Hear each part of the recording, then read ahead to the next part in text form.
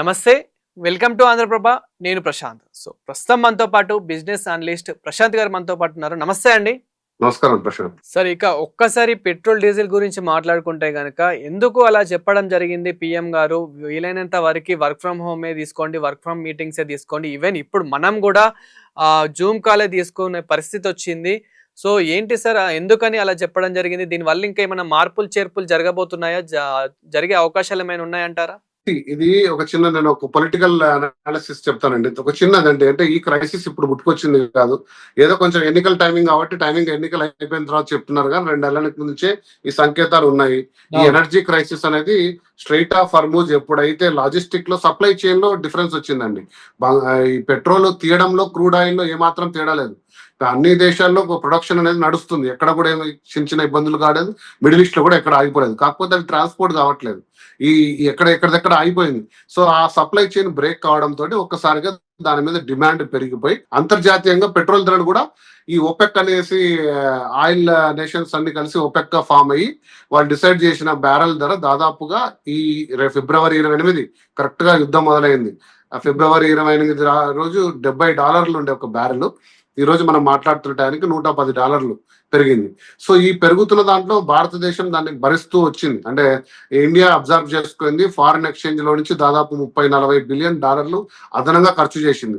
కాకపోతే ఇది సమసిపోతున్నట్టు కనపడట్లేదు. ఎందుకంటే మొన్ననే దాదాపుగా ఇరాన్ కూడా ఒక స్టేట్మెంట్ ఇచ్చింది. ఏంటంటే ఇక మేము మా న్యూక్లియర్ ఏదైతే ఉందో యురేనియం శుద్ధి వేరే దేశానికి తరలిస్తాం, మమ్మల్ని అనుమతి ఇవ్వండి అంటే అమెరికా మళ్ళీ తిరిగి దాన్ని వెనక్కి తీసుకోవడంతో అసలు ఇది ఇప్పటికి సమసిపోతుందా లేదా, ఎన్ని రోజులు నడుస్తుంది, ఈ మళ్ళీ తిరిగి ఈ సప్లై చైన్ ఫిక్స్ కావడానికి దాదాపు 1 year టైం పడుతుందని ఒక అంచనా. అంటే ఇప్పుడు జరుగుతున్న డ్యామేజ్ నుంచి నార్మల్ స్టేజ్ కి రావడానికి. మరి ఈ ఏమైనా చేంజెస్ అయ్యే అవకాశం ఏమైనా ఉన్నాయా సార్? అంటే పెరగడం గానీ తగ్గడం గానీ? ఇప్పుడు ప్రధానమంత్రి గారు నిన్న మాట్లాడిపోతేనే దాదాపు ఇంపోర్ట్ డ్యూటీ పెరిగిపోయింది. ఇప్పుడు ఆయిల్ సరే కమర్షియల్ గ్యాస్ ఆల్రెడీ 1000 పెంచారు. ఇక రేపు మాపో డొమెస్టిక్ గ్యాస్ కూడా 100 to 150 హైక్ అంటున్నారు. పెట్రోల్ దాదాపు 5 నుంచి 15 రూపాయలు, డీజిల్ కూడా దాదాపుగా 5 నుంచి 10 రూపాయల వరకు పెరుగుతుంది. ఎందుకంటే ఇంత మొత్తంలో విదేశీ మారక ద్రవ్య నిల్వలు మనం జీరో అయితే చేసుకోలేం కదా. ఇలా ఆ గ్యాప్ ని ఎన్ని రోజులు మనం పూరిస్తూ పోతాం. భారత ప్రభుత్వం కూడా వీటిని స్టేట్ గవర్నమెంట్స్ కి, తర్వాత ప్రజల మీదకి కూడా ట్రాన్స్ఫర్ చేసేది కనపడుతుంది. ఇదే కాకుండా వంట నూనెల ధరలతో పాటు ఫర్టిలైజర్స్ కూడా, ఎందుకంటే దాదాపుగా మనం 80% ఫర్టిలైజర్స్ కూడా ఇంపోర్ట్ చేసుకుంటాం. వాటి ధరలు కూడా పెరుగుతాయి. సో వీటన్ని ఇంపాక్ట్ పెట్రోల్, డీజిల్, ఫర్టిలైజర్స్ పెరిగితే మీకు అర్థమవుతుంది. మీరు మార్కెట్లో వెళ్ళే టొమాటో రేట్ పెరుగుతుంది, మీరు వెళ్ళే ఆటో ఛార్జీలు పెరుగుతాయి, సినిమా రేట్లు పెరుగుతాయి. ప్రతిదీ కూడా ఒక రకమైన హై ఇన్ఫ్లేషన్ స్టేజ్ కి వచ్చే పరిస్థితి అయితే కనపడుతుంది. కానీ మన శాలరీలు మాత్రం పెరగవు. మీ శాలరీలో ఇండియాలో ఇన్ఫ్లేషన్ 8% ఉంటే శాలరీ 2% పెరుగుతుంటాయండి. వచ్చేది కాదు సార్. మేము రీసెంట్ గా ఇలా నిత్యావసరాల ధరలు ప్రతి ఒక్కటి పెంచేస్తున్నారు కదా అని మనము బయట పబ్లిక్ రెస్పాన్స్ తీసుకుంటే వాళ్ళు అనే ఫస్ట్ మాట అది, అన్ని పెంచేస్తారు కానీ మా శాలరీ మాత్రం అంతే ఉంటాయి, మా మిడిల్ క్లాస్ ఫ్యామిలీస్ మాత్రం అలానే బ్రతుకుతాయి, ఇంకా అప్పుల పాలు అవుతాం తప్ప మేము ఇంకా ఎదగలేమని చెప్పేసి వాళ్ళు అండి. ఇలాంటి పరిస్థితుల్లో ఆదుకోవడానికి ఉంటాయి ఐఆర్స్ అనేసి, ఇంటరిమ్ రిలీఫ్స్. అంటే తక్షణ ఉపశమనం అని చెప్పి కొన్ని ఐఆర్స్ అంటారు. బట్ వాటి రాజకీయం కోసం వాడుతున్నారు. ఎలక్షన్లు అయిపోయిన తర్వాత, ఎలక్షన్లకు ముందు, వాటి రేపు ఎలక్షన్లు అన్నాక 1 month ముందు ఇవ్వడం, ఇలాంటివి వాడుతున్నారు. కానీ ఇలాంటి ఐఆర్స్, పే కమిషన్ రివ్యూస్ ఉండేటివి ఈ ఇన్ఫ్లేషన్ ని మొత్తం చూసి, అరే ఒక 100 రూపాయలు ఉన్న ఒక వస్తువు ఈ రోజు 120 రూపాయలు అయింది, మరి వాడి జీతం 100 రూపాయల నుంచి 110 రూపాయలు అయితే వాడు వస్తువు కొనలేక, వాడికి ఇంక్రిమెంట్ కాదు కదా, డిక్రిమెంట్ అవుతున్నట్టే కదండి. ఇప్పుడు ఇన్ఫ్లేషన్ కంటే ఎక్కువ ఉండాలి మీ జీతం ఎప్పుడు కూడా పెరుగుదల. అసలు జీతంలో హైక్ అంటూ ఏమి ఉండదు.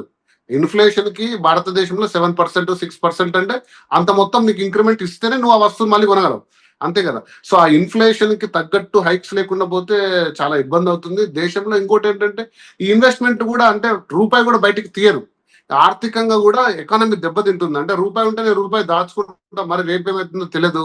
సో మరి రేపెళ్ళి అంటే సినిమాలు చూడడం తగ్గించడము, ఇన్వెస్ట్మెంట్ ల్యాండ్ తగ్గించడము, హౌస్ కన్స్ట్రక్షన్స్ తగ్గించకపోతే ఆటోమేటికల్ గా లేబర్ కి ఇంపాక్ట్ అవుతుంది, ఆటో డ్రైవర్లకు ఇంపాక్ట్. ఇది ఒక సర్క్యులర్ ఎకానమీ కాబట్టి ఈ ఏదైతే ఇన్ఫ్లేషన్ ఉందో ఈ 1 year ఖచ్చితంగా ధరలు అయితే పెరిగే సంకేతాలు కనపడుతున్నాయి. అందుకే ప్రజలు కూడా కొంచెం పొదుపు చర్యలు పాటించాలి అనేది ప్రధానమంత్రి గారి నినాదం. కాకపోతే నేను ఒక పాయింట్ చెప్తాను. 2014 బీజేపీ గవర్నమెంట్ ఫామ్ అయినప్పుడు దాదాపు 77% మనం ఇంపోర్ట్ చేసుకునే వాళ్ళం పెట్రోల్ డీజిల్. 23% దేశీయంగా కూడా లభ్యత ఉండేది. అంటే అక్కడ ఇక్కడ కేజీ బేసిన్స్ అనేసి, తర్వాత గుజరాత్ లో అక్కడ ఇక్కడ న్యాచురల్ గ్యాస్ తీయడము, తర్వాత కొన్ని పెట్రోల్ డీజిల్ నిక్షేపాలు మన దేశం కూడా ఎక్స్ప్లోర్ చేసి కనిపెట్టారు. ఆ తర్వాత దాని మీద అంత ఫోకస్ పెట్టినట్లేదు. 77% మనం ఇంపోర్ట్ చేసుకుంటుంటే ఈరోజు 24% అయింది. ప్రభుత్వం కూడా వీటికి సంబంధించిన చర్యలు ఏం తీసుకుంటున్నట్టు ఎక్కడ కనపడట్లేదు. అంటే ఇక జీవితకాలం మనం ఇంపోర్ట్ లోనే బతుకుతామా, దీనికి ఆల్టర్నేట్ ఏంటి, వాళ్ళ ధరలు పెరిగినప్పుడల్లా మనం ఇబ్బందులు పడాలా అని ప్రభుత్వం ఒక లాంగ్ టర్మ్ నిర్ణయాలు తీసుకోవాలి. ఇక తర్వాత మనం గోల్డ్ అంటున్నాం, కానీ గోల్డ్ కంటే ఎక్కువ సెమీ కండక్టర్ మనము ఎక్కువ ఇంపోర్ట్ చేసుకుంటాం. అంటే మన టీవీలో వాడేటి మొబైల్ ఫోన్లు, స్మార్ట్ ఫోన్లు, కంప్యూటర్, ల్యాప్టాప్, ఈరోజు అసలు సెమీ కండక్టర్ చిప్ లేనిది ఎక్కడ ఏది లేదు. చిన్న ట్యాబ్ కాదు, మీరు ఏది తీసుకున్నా కూడా అటువంటిది కూడా దాదాపు $90 బిలియన్ ఇంపోర్ట్ చేసుకుంటున్నాం. అంటే ఒక కంపెనీ ఇండియాలో లేదు. ప్రపంచంలో ఉన్న సెమీ కండక్టర్ ఇంజనీర్స్ లో 30% భారతీయులే ఉన్నారు, వర్క్ చేస్తారు, కానీ ఒక్క మ్యానుఫ్యాక్చరింగ్ కంపెనీ ఇండియాలో లేదు. ఒక్కటంటే ఒక చిప్ ఇండియాలో తయారు కాదు. సో మరి ఇంత కాస్ట్లీయెస్ట్ ఉండేది భారతదేశంలో, ఎంత నిపుణులు ఉండి మన భారతదేశంలో ఎందుకు ఒక పెద్ద చిప్ మ్యానుఫ్యాక్చరింగ్ కంపెనీ రాలేదు ఇన్నేళ్లుగా? 2021లో బీజేపీ ప్రభుత్వం ఒక 70 కోట్లు అనౌన్స్ చేసింది సెమీ కండక్టర్ రెవల్యూషన్ ని. సో ఇవంతా కూడా అన్ని రకాలుగా చూడాలి మనం. పెట్రోల్, డీజిల్ చూడాలి, సెమీ కండక్టర్ చూడాలి, ఆటోమొబైల్స్ పరికరాల్లో ప్రతి కారు ఈరోజు మీరు మార్కెట్ లో చూస్తే అది ఫారిన్ డే. మరి ఇన్ని ఇంపోర్ట్లు పెరుగుతున్నప్పుడు కేవలం మీరు బంగారం మాత్రం ఆపండి, ఇక మిగతావన్నీ ఓకే అంటే ప్రజలు ఆ త్యాగాలు చేసే సిద్ధంగా ఉన్నారో లేదో తెలియదు. కానీ బట్ పెట్రోల్ రేట్లు అయితే ఖచ్చితంగా కూడా మీకు 2-3 వారాల్లో, అంత దూరం కూడా అంత టైం కూడా లేదు, డొమెస్టిక్ గ్యాస్ పెట్రోల్ కూడా పెంచకుంటే మన మన కరెన్సీ కంటే దెబ్బతినే అవకాశం ఎక్కువ ఉంది. అంటే ఇప్పటికే $95 అయిపోయింది మన ఇండియన్ రూపీ. ఇక డాలర్స్ మనము మార్కెట్ లో రిలీజ్ చేయకుండా అట్లే పెట్టుకొని పోరాటం చేసుకుంటే $100 అవుతుంది. ఇంకా కాస్ట్లీ అయిపోతుంది మొత్తం. పెట్రోల్ అనేది ఇంకా కాస్ట్లీ అవుతుంది. కాబట్టి ఈ రేట్ హైక్ అనేది త్వరలో ప్రజల మీదకి పడబోతుంది. Thank you sir, thank you for your information. Thank you so much.